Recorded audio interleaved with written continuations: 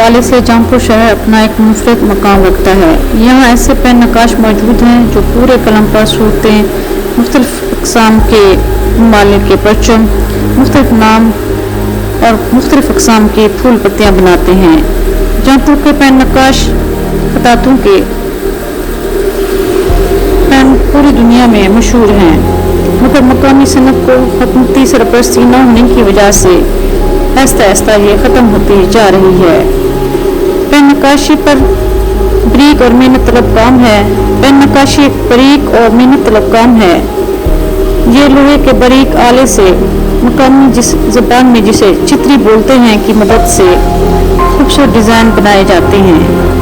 ایک پین پہ 2 سے 3 گھنٹے لگ جاتے ہیں۔ یہ کام بڑی نفاست سے کیا جاتا ہے۔